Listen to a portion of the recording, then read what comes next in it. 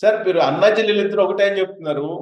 Plan A, plan B రెండు ఉన్నాయి వాళ్ళిద్దరి దగ్గర, అన్నా చెల్లెల దగ్గర. ప్లాన్ ఏ ఇక్కడ బీఆర్ఎస్ పార్టీ అధికారంలో రాలేదు కాబట్టి వైఎస్ఆర్ తెలంగాణ పార్టీని కాంగ్రెస్ పార్టీలో విలీనం చేయడానికి జగన్మోహన్ రెడ్డి గ్రీన్ సిగ్నల్ ఇచ్చారు అనేది వినిపిస్తుంది. దాన్ని ఎంతవరకు మనం నమ్మొచ్చు? అంటే ఇప్పుడు ఆస్తి కుటుంబ సమస్య పరిష్కారం అయినప్పుడు ఇంకా జగన్మోహన్ రెడ్డి గారు అమ్మా ఇలా ఉండు నువ్వు, నేను ఎప్పుడు నీకు తోడే ఉంటానని చెప్పాడు అనుకోండి, ఆమె కావాల్సింది అదే కదా. ఆమెకు పార్టీ పెట్టి తెలంగాణలో వచ్చి పార్టీ పెట్టి తిరిగి అన్ని చేస్తే ఆమెకు నైతిక మద్దతు ఎవరైనా ఇచ్చారా? ఏదో ముందు బీజేపీ వాళ్ళు కూడా వెళ్ళి కలిశారా? వాళ్ళు ఇచ్చారా? ఇవ్వలేదు. కాంగ్రెస్ పార్టీ అప్పట్లో ఇచ్చిందా? ఇవ్వలేదు. ఆమె ఒంటరిగానే డబ్బు ఖర్చు పెట్టుకొని ఒంటరిగానే తిరిగి ఒంటరిగానే చేసి ఆ బాధ అనుభవించింది ఆమె. ఇప్పుడు ఇంకా ప్రయోజనం లేదు, ఇది నేను ఇలా వెళితే గనక నాకేం లాభం లేదు, రాజకీయంగా కూడా నేను ఎదగలేనని నిర్ణయించుకుంది. 2 విధాలుగా బాగుండాలనుకుంది. 2 విధాలుగా అన్నతో కుటుంబ సమస్యలు పరిష్కరించుకున్నది. ఇంకా అన్న పార్టీలో అక్కడికెళ్ళి చేరితే అక్కడ చేరి అక్కడ దాంట్లో ఇన్వాల్వ్ అయిపోయే పరిస్థితులు ఇప్పుడే వద్దనుకొని ఉంటారు వాళ్ళు. కొంత సమయం పడుతుంది. తొందరపడితే, ఎందుకంటే ఇప్పుడు ఎన్నికల్లో అలాంటిది జరిగితే జగన్మోహన్ రెడ్డికి డ్యామేజ్ అవుతుంది. డ్యామేజ్ కాకుండా ఉండటం కోసం కొంచెం ఆగుతారు. కాంగ్రెస్ పార్టీలో చేరుతుంది. ఏమైపోతుంది అంటే ఒకటిసారి ప్లాన్ ఇప్పుడు బీఆర్ఎస్ పార్టీ తొలి రోజుల్లో షర్మిల నేను టార్గెట్ చేయలేదు, చివరి రోజుల్లో టార్గెట్ చేసింది. కానీ బీఆర్ఎస్ పార్టీ సపోర్టే చేసింది ఇండైరెక్ట్ గా తెలంగాణలో తిరగడానికి షర్మిలకి. సో ప్లాన్ ఏ ఇక్కడ వర్కౌట్ కాలేదు. సో ప్లాన్ బి కింద ఇప్పుడు కాంగ్రెస్ పార్టీలో షర్మిలని జగన్మోహన్ రెడ్డే చేరుస్తున్నారు అనేది ఇప్పుడు ప్లాన్ బి కింద, అది కూడా నరేంద్ర మోడీ తోటి, నరేంద్ర మోడీ డైరెక్షన్ లో అనేది. చూడు, బీజేపీ ఇప్పుడు మీరు నరేంద్ర మోడీ గారి పేరు ఎత్తారు కాబట్టి ఆయన డైరెక్షన్ ఉందేమో అంటే బీజేపీ డైరెక్షన్ ఉందేమో. ఆయనది డైరెక్షన్ ఇవ్వడు. కింది వాళ్ళు కేవలం చర్చించుకున్నా కూడా మోడీ గారి డైరెక్షన్ ఏమి ఉండదు. అమిత్ షానో నడ్డానో డైరెక్షన్ ఇస్తారు వాళ్ళు మాట్లాడుకున్నా కూడా. ఒకవేళ డైరెక్షన్ ఏదైనా ఉందని మీరు భావిస్తున్నప్పుడు, ఉందని నేను కూడా అనుకున్నప్పుడు, ఇంకా రాబోయే ఎన్నికల్లో బీజేపీ తెలుగుదేశంతో పొత్తు పెట్టుకుంటుందా అంటే లేదనే కదా దాని అర్థం. మళ్ళీ ఇండైరెక్ట్ గా మారలుగా రాబోయే ఎన్నికల్లో పొత్తు లేకపోయినప్పటికీ జగన్మోహన్ రెడ్డినే సమర్థిస్తుంది బీజేపీ అన్నది క్లారిటీ వచ్చేస్తుంది కదా. అందుకని ఇవాళ కూడా మీటింగ్ జరుగుతున్నది. సెంట్రల్ నుంచి ఒక ఆయన ముఖ్య నాయకుడు వచ్చారు బీజేపీ. ఇవాళ సమావేశం అభిప్రాయం తీసుకుంటున్నారు ఏం జరగబోతున్నదని. సాయంత్రం ప్రెస్ మీట్ కూడా ఉండే అవకాశం ఉంటది. పొత్తు ఉందా లేదా ఉండదా అన్నది కూడా కొంత క్లారిటీ వచ్చే అవకాశం ఉంది. అయితే నాకున్న పక్కా సమాచారం ఏమిటంటే తెలుగుదేశంతోనే కలిసిపోతేనే బాగుంటుంది అనేటువంటి ఒక నిర్ణయానికి వచ్చినట్టు ఢిల్లీ నుంచి సమాచారం అయితే ఉంది.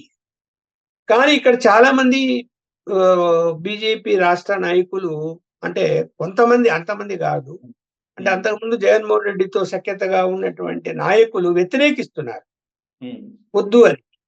కానీ ఇక్కడ సమస్య ఏమొచ్చిందంటే జగన్మోహన్ రెడ్డి గారిని, అయ్యా బాబు నువ్వు సరే ఎన్ని సీట్లు గెలిచినా ఇప్పుడు ఎలాగో మాకు సమర్థిస్తున్నావు, రేపు కూడా సమర్థిస్తావు అని చెప్తున్నావు. అలా కాదు, ఈసారి అధికారికంగా పొత్తు పెట్టుకొని మాకు ఒక 10 సీట్లు కేటాయించి గెలిపించు అన్నది కేంద్ర నాయకత్వం అతని మీద ఒత్తిడి తీసుకొచ్చిన మాట నిజం. అయితే ఆయన అంగీకరించలేదు దానికి. లేదు, నేను మీతోనే ఉంటాను, రేపొద్దున మీకే సమర్థిస్తాను, నాకు అనేక కారణాల వల్ల నేను అఫీషియల్ గా పొత్తు పెట్టుకోనని తేల్చి చెప్పారు. కాబట్టి అది ఇంకా ఆ సబ్జెక్ట్ క్లోజ్ అయినట్టు నాకు సమాచారం ఉంది. అందువల్ల ఇంకేం చేయాలా? బీజేపీ ఒంటరిగా పోతుందా? ఇప్పుడు జగన్మోహన్ రెడ్డి అయిపోయింది, ఒంటరిగా పోతారా? పోలేదు. పోనప్పుడు తెలుగుదేశంతో కలిస్తే కనీసం 4-5 సీట్లన్నా వచ్చే అవకాశం ఉంటుందేమో అని ఆలోచిస్తున్నారు. అది కూడా వద్దనుకుంటే ఒంటరిగా పోతారు. ఒంటరిగా పోతే తప్పే. ఒంటరిగా పోతే వచ్చే రిజల్ట్ ఏంటనేది వాళ్ళకి బాగా తెలుసు మనకన్నా కూడా. మనం ముందే ఇటీవల శివకుమార్, చంద్రబాబు నాయుడు ఇద్దరు మాట్లాడుకున్నారు.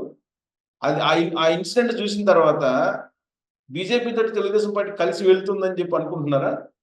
లేదు, అది చూడు, అది వాస్తవంగా అక్కడ వాళ్ళు ఫ్లైట్లు ఎక్కేటప్పుడు విఐపి లాంజ్ నుంచి పోతారు, తీసుకెళ్తారు. ఆయన వస్తున్నాడు, ఈయన పోతున్నాడు.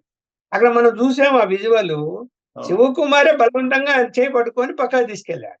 అవును. సరే వాళ్ళు ఇప్పుడు తెలుగుదేశంతో ఐఎన్‌డీఏ కూటమిలోకి తెలుగుదేశాన్ని ఆహ్వానించారా లేదా? ఆహ్వానించారు. మీకు తెలిసే ఉంటుంది. అవును. చేరమని. ఆ అవును. ప్రయత్నాలు జరిగాయి. అవును. ఇప్పటికీ అవి ఆన్‌లైన్ లోనే ఉన్నాయి. ఇంకా అంటే అంత వేలోనే ఉన్నాయి. ఇంకా ఏం క్లోజ్ కాలేదు. చంద్రబాబు నాయుడు క్లోజ్ చేయలే. ఆ ప్రయత్నంలో భాగంగానే జైలుకెళ్లారని కూడా ఉంది కదా. ఉంది గదా! అందువలన హ్మ్. హ్మ్. శివకుమార్ దాని గురించి ఏదైనా ఇప్పుడు వాళ్ళిద్దరు కలిసి రాజకీయం తప్ప ఏం మాట్లాడుకుంటారండి పక్కకెళ్ళి. ఓకే. రాజకీయం లేనప్పుడు ఏమైనా బాగున్నావా? ఆరోగ్యం బాగుందా? అంటే అందరి ముందరే మాట్లాడుకుంటారు అది. హ్మ్. పక్కకు తీసుకెళ్ళాడంటే రాజకీయం మాట్లాడడానికే గదా! నో డౌట్ అవునవును. రాజకీయమే మాట్లాడుకుంటారు. దాంట్లో ఏం సరే ఇప్పుడు అవును. ఎన్నికలు 4, 5 రోజులు ఉండాయనంగా ఇక్కడ రేవంత్ రెడ్డి చంద్రబాబు నాయుడు ఇంటికి అర్ధరాత్రి వెళ్లి మాట్లాడిన విషయం చాలా మందికి తెలుసు. ఎందుకెళ్ళాడు? అవును. అందరికీ తెలుసు. హ్మ్. సో, ఇప్పుడు ఇప్పుడు రాబోయే రోజుల్లో మరి షర్మిల అయితే మాత్రం మీకున్న అవగాహన మేరకు డైరెక్ట్‌గా జగన్మోహన్ రెడ్డి ఢీకొట్టరు. జస్ట్ ఆమె ఏదో రాజకీయ యెస్. ప్రయత్నం. హ్మ్.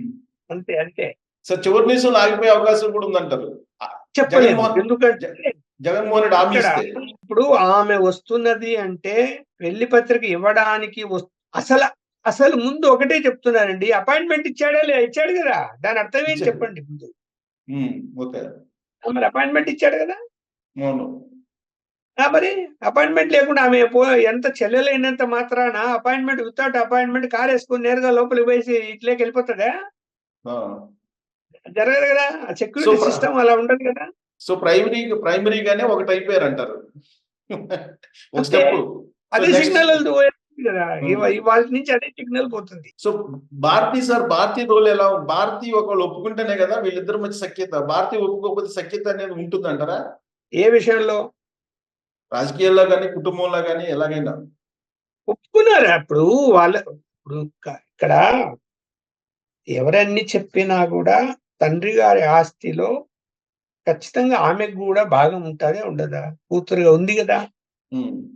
దాన్ని ఇవ్వడానికి తాత్కారం జేసి ఆ కుటుంబంలో ఎందుకు అందరూ ఆయన దాన్ని అదే ఒకవేళ రాజశేఖర రెడ్డి గారు జీవించి ఉంటే ఏదైనా ఇట్లా తగాదాలు ఇంట్లో కుటుంబంలో వస్తే ఆయన అందరినీ కూర్చోబెట్టుకొని ఒక్కొక్కరిని ప్రశ్నించి అభిప్రాయాలు తీసుకొని సమస్యను బయటికి పొక్కకుండా పరిష్కరించేవాడు. నేను నాకు చాలా విషయాలు తెలుసు అట్లా ఎన్ని పరిష్కరించాడో ఇంట్లో కూర్చొని.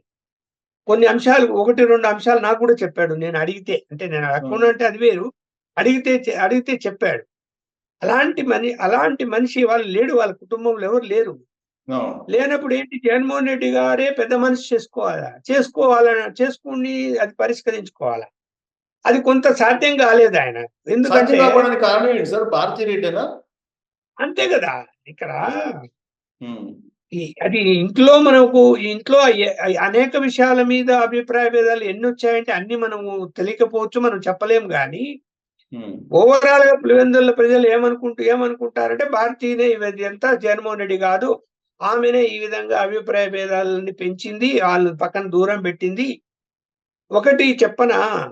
సీఎం అయిన తర్వాత బాగానే ఉన్నారు గదా! అప్పుడు. అవును. జగన్మోహన్ రెడ్డి గారు సీఎం తర్వాత బాగానే హ్మ్. ఉన్నారు గదా!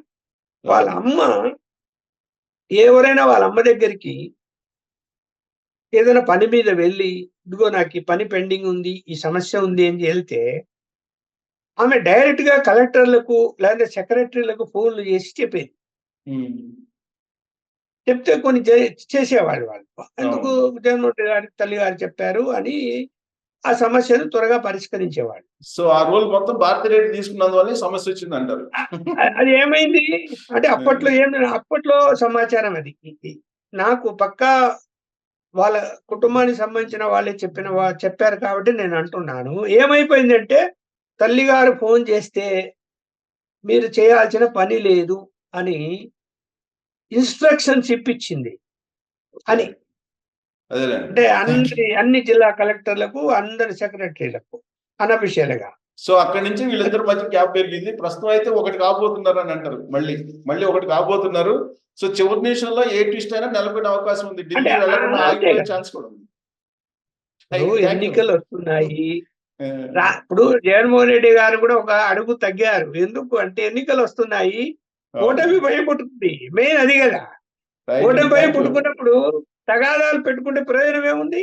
Right. Thank you sir. Thank you very much. చివరి నిమిషంలో వాళ్ళిద్దరు ఒకటి అవుతారో చూద్దాం. అది కనుక అయితే కనుక ఒక పెద్ద ట్విస్ట్ అనుకోవాలి. థ్యాంక్ యూ వెరీ మచ్ అండి.